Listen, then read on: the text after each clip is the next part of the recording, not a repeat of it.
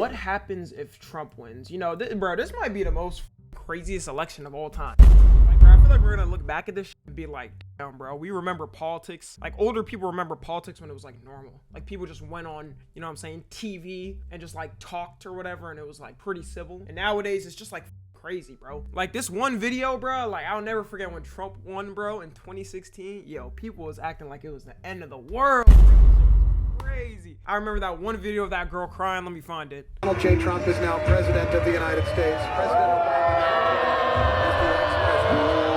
Like, it is never this deep. If you are seriously acting like this over anything, bro, like calm down, all right? But let's go ahead and see, I guess, what happens if Trump wins, okay?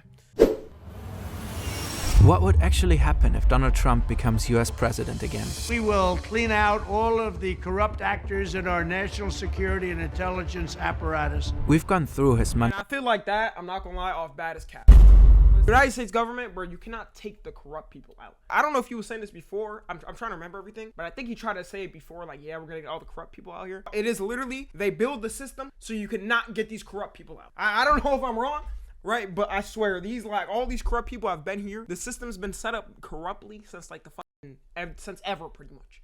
Manifesto and his party's election program. We've analyzed his interviews and countless campaign speeches. For those who have been wronged and betrayed, I am your retribution. I am your retribution. He says, you're not going to be a dictator, are you? I said, no, other than day one. We're closing the border and we're drilling. And we took a look. Yeah, that's a terrible joke. I'm not gonna Bro, that is a terrible thing to say, bro. As a politician, you gotta watch like every single word you say, you know what I mean? Get the controversial Project 2025. What's all that really about? Project 25 has absolutely nothing to do with me. One thing is certain. If Trump wins on November 5th and follows through on what he's promised, the United States of America would change. Really changed like how much? Okay, I could see some things changing, like obviously Trump changed some things, you know what I'm saying, Biden changed some things, but universally, like most people are gonna be relatively fine. I don't know, maybe that's just a me viewpoint, but most people watching this, bro, y'all are relatively gonna be fine, so long as you live in, even if you're living like more low income, whatever, most of the time you'll be universally fine, I feel like. Let's get this out the way. We're Gen Z YouTubers, take a guess what our political stance is. And as Europeans, we are naturally arrogant, the worst, and have a vested interest. As in, we are very much afraid of Putin and didn't invest enough money into our militaries. On a serious note, we dislike when quotes are taken out of context. So in this video, every quote will have a source in the lower left corner.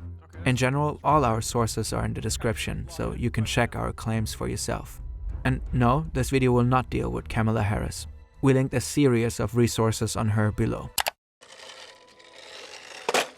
Hey guys, Tom NFG here. You know, only half of you guys are subscribed and even less of you guys have noties on. I hate to be a burden, but you know, I really appreciate it if you hit that sub button and the little bell next to it, you know. It doesn't take long. I know you can get mixed up in the algorithm and everything. But yeah, also tune into the streams, you know. We have a lot of fun over there, I'm telling you. We have a lot of parties going on over there. Yeah, that's it, bye. Damn. Let's jump in. January 20, 2025, Washington, D.C. Donald Trump is sworn in as the 47th president of the United States. The craziest thing to me, though, like, if he wins, is, like, the fact that he got arrested, whether you believe is true or not. I don't know. I really, truly don't care, right? All right, let's not have a war in the comment section. United States. So help me God. So help me God. Congratulations, Mr. President. In this fictional scenario, the Republicans have won a majority in both houses of Congress. On the same day, Trump and his team get to work. Here's my plan to dismantle the deep state and reclaim our democracy from Washington corruption once and for all. First, I will immediately reissue my... Crazy thing to me for Trump, though, is like he'd be running and then he'd be like, man, all this shit is corrupt. And it's like, bro, you're technically the leader of the White House, right? So, like, by you saying it's corrupt, aren't you technically by part you're corrupt in some way? 2020 executive order restoring the president's authority to remove rogue bureaucrats, and I will wield that power very aggressively. In one of his first acts in office, he signs Executive Order Schedule F, which allows him to transfer or fire government officials as he sees fit. It's common for new presidents to replace up to I 4,000 was about to say, I thought that was already a common thing. Like, every new president gets a new group of people that run the country, right? political appointees, such as diplomats, when they take office. But most civil servants have permanent jobs and enjoy special protections. Not in this case. Trump could theoretically fire up to 50,000 civil servants in his first days in office and replace them with new ones. Insiders told the magazine Axios that positions in the Department of Justice, the State Department, and FBI could be particularly targeted. As we completely overhaul the Federal Department of Justice and FBI, we will also launch sweeping civil rights investigations into Marxist local district attorneys. Trump is also focusing on the courts. He wants to appoint 100 federal attorneys to investigate what he's calling Marxist district attorneys. They will be the 100 most ferocious legal warriors against crime and communist corruption that this country has ever seen. The question is would he do this like evenly, bro? Because if he just hires people that just listen to him that aren't even, it's GG's, bro. District attorneys are among the most powerful people in the legal system. They investigate and prosecute crimes at the state level. It was also a district attorney who opened one of the cases against Trump, resulting in his conviction for covering up hush money payments. In contrast, US attorneys investigate suspects who break federal laws. For instance, they prosecute criminals who use stolen online identities to order goods or take out subscriptions. This might sound like something out of a movie, but it's a harsh reality. And it could happen to you. It's common for presidents to appoint new US attorneys, but to order 100 federal prosecutors to investigate directly against district attorneys would be unique. Since Trump's presidency, the Supreme Court has had a clear conservative majority. Trump appointed 3 of the 9 justices. Recently, the court decided that the US president has absolute immunity for core constitutional powers and at least presumptive immunity for official presidential acts. Article 2 of the US Constitution defines official acts broadly. The president needs some form of flexibility in order to govern effectively. A lower court is now examining which acts are official and which are private. One of the 3 justices announced by the Democrats criticized that this decision would allow the president to act like a king above the law.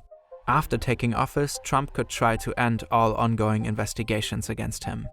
And he could initiate investigations against... I feel like the problem that could come up with this, right? This is for both sides actually included, not just for him. Let's say there becomes a president or whatever that's more on the left side or extreme side, and they do the same shit. Like they get arrested, they have like whatever criminal convictions, then it's like, aren't the people on the other side gonna complain? Aren't y'all gonna complain? You're like, yo, what is this person doing? Like, why are they allowed to do that? I feel like that would be a bad setup if it wasn't set up right. I don't know. Political opponents, as he has already announced several times. Trump also has a clear focus on law and order. In cities where there has been a complete breakdown of law and order, where the fundamental right of our citizens are being intolerably violated, I will not hesitate to send in federal assets, including the National Guard, until safety is restored. The key element here is a more than National Guard, until safety is restored. The key element here is a more than 200-year-old law that governs the use of the US military in times of unrest, the Insurrection Act. Back in 2020, Trump wanted to use the National Guard to suppress the protests after the murder of George Floyd, but his military leadership stopped him. Trump later expressed regret and said he wouldn't hesitate to do so in the future.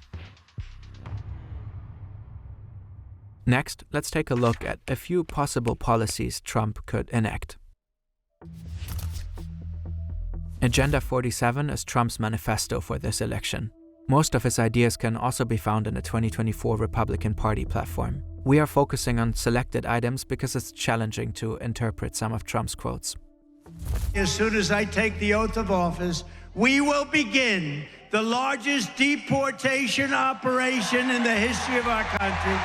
This is Trump's core promise. He talks about arresting and deporting in his words. Bro, but my question is, like, I'm thinking, he said this last time, bro. How the f is it gonna happen this time? It didn't happen last time. Like, not at the same amount, because obviously there were still goddamn, you know what I'm saying, some illegal people here that came here and shit. So it's like, how is it about to happen? Illegal immigrants. It's estimated that around 11 million people live in the US without official permission. Of these, 80% have been in the country for more than 10 years. These people would have to leave the states. Trump has promised to close the Mexican border completely on day one, and he still wants to build a border wall. On day one of the Trump presidency, I'm restoring the travel ban, suspending refugee admissions, and keeping terrorists the hell out of our country. This travel ban targets countries with mainly Muslim populations. At the same time, Trump wants to bring Christian prayer back into schools. Fifth, we will support bringing back prayer to our schools. Did America used to do that? I don't know if America used to do that shit. That's got to be a new thing. Even in like the 60s and stuff, did they do that? Many Republicans have criticized the Department of Education in Washington for introducing more progressive or woke content into school curricula. That's why they want to abolish the Department of Education and give control of education policy to the states. Trump has announced similar plans. He wants to target topics such as transgender ideology and critical race theory. Schools would lose funding if they include these or other inappropriate topics. What counts as inappropriate... Bro, I feel like you can never control like teachers and stuff. They're gonna teach what they teach. But it's another thing I guess we would see if it actually happened, right? Content is left fairly undefined. He also wants only teachers with patriotic values to be hired. He has not clarified what he means by patriotic values or how he plans to enforce this. No serious country should be telling its children that they were born with the wrong gender, a concept that was never heard of in all of human history. Nobody's ever heard of this, what's happening today. Trump wants to remove the diverse gender option from US passports, allowing only male and female options. Wait, let you pick in that? I didn't even know they let you pick shit. I'm gonna go ahead and go with gender, that nigga.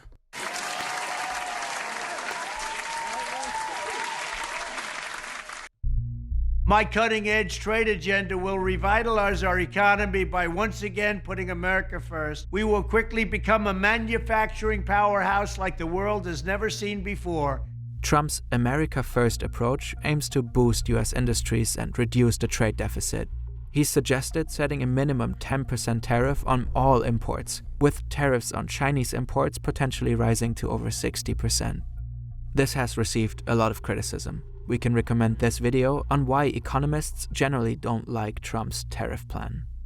16 Nobel laureates in economics have published an open letter warning that Trump's proposed economic policies could destabilize the US economy and lead to inflation, unless spending is drastically cut. You know how ironic it would be if he came in office and he was talking about we're gonna limit inflation in groceries. A banana's like $10, and then after that, banana's like $20. How ironic that would be. No, that would actually be a terrible look, bruh. Some economists argue that his promised deep cuts in non-defense spending are unlikely, and that he failed to implement them in his first term. A study by the Peterson Institute for International Economics found that Trump's trade and tax proposals would mostly help very wealthy people and especially hurt low and middle-income Americans. The study calculated that a typical middle-class household could expect to spend an additional $1,700 per year. Trump wants to cancel the climate protection policies implemented by the previous administration. Instead of investing in green energy, he wants to go all in on fossil fuels. Under Trump, the US would once again withdraw from the Paris Climate Agreement. I don't even know what that is. That's how uninvolved I am. If I were president, the Russia-Ukraine war would never have happened, never in a million years. But even now, if I were president, I'd be able to negotiate an end to this horrible and rapidly escalating war within 20... Bro, would he be able to do that? Yo, like, these wars have been, like, I feel like these wars have been built up for, like, years, and then they just happen, you know what I'm saying, as a result of, I don't know. I feel like as soon as he goes in, bro, saying, oh, yeah, I'm gonna stop it, bro, that is not realistically gonna happen. You can't just go in and they're gonna be like, okay, you know, we gotta listen, bro. 24 hours. Trump has said several times that he could end the war in Ukraine in one day. He has not specified how he intends to accomplish that. Even if taken as hyperbole, it's doubtful this could happen in Ukraine's favor. In an interview with the British Times, he said that financial and military aid would play a major role. Sources close to Trump told the Washington Post that he may be considering ceding some of the occupied Ukrainian territory to Russia. As Europeans, we feel compelled to emphasize that our military leaders broadly agree that Putin's regime is imperialist and expansionist. It is committing horrendous war crimes in Ukraine. If you would like to learn about them, you can find a series of links in our sources. They are undeniable and well documented. In short, Russia wants to establish a new world order and threatens peace on the entire continent if left unchecked. And indeed, Europe does need to strengthen. One thing, like I know people complain about, oh, why are we sending all this money to the Ukraine, this and that shit. I've complained about it, but like I can understand in a way, because let's say, I mean, everybody universally agrees that Putin is not a very good guy that wants to take over. If he takes over, well, whatever, the Ukraine, then like he's just gonna go for a bunch of shit. He's gonna say, I'm gonna go for this and that. Then it's war. And its military capabilities significantly in any scenario. At this point, we need to discuss Project 2025. What is it? Does Trump know about it? And would it impact his potential presidency? The most important part of Project 2025 is a 920-page manifesto that came out in 2023. It's called the Mandate for Leadership. It contains detailed proposals for the next Republican president. Behind the project is the Heritage Foundation, a powerful conservative think tank backed by more than 100 organizations. According to CNN, 140 former Trump staffers are involved in Project 2025, including 31 of the 38 authors. This is a great group, and they're going to lay the groundwork and detail plans for exactly what our movement will do. A key part of the project is a plan for Trump's first 180 days in office. Its contents are secret to prevent Trump's opponents from preparing. But some information has leaked. Okay. This is Russell Vought, one of the key figures behind the project and a close Trump ally. I want to thank Russ for doing an incredible job. He was secretly recorded by journalists posing as relatives of a major conservative donor. I think you have to rehabilitate Christian nationalism. He says his organization is working on hundreds of new executive orders and regulations. A major goal is to help replace government officials. For this, the project has already selected and trained tens of thousands of candidates. Trump's team would just have to scroll through a database and pick. You can still apply on their website to possibly join the next Trump administration. But most I importantly, wonder how much you get paid doing that. Like if they actually do that, dude, you probably get paid a fucking bag.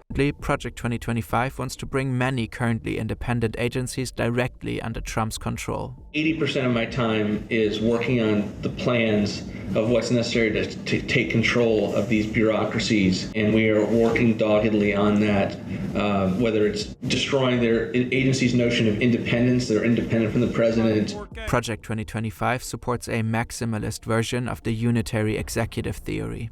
It wants the president to have complete control over the executive branch. This could undermine independent agencies and weaken checks and balances.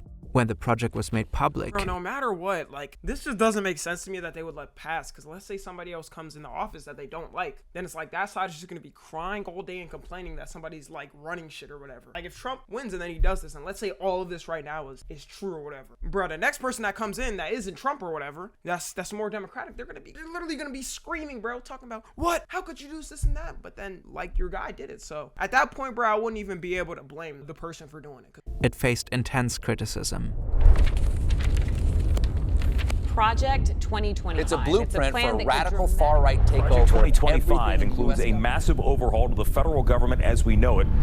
As the criticism grew, Trump began to distance himself. Let me ask you about Project 2025. Nothing. I know nothing about it. Project 25 has absolutely nothing to do with me. And then they read some of the things and they are extreme. I mean, they're seriously extreme.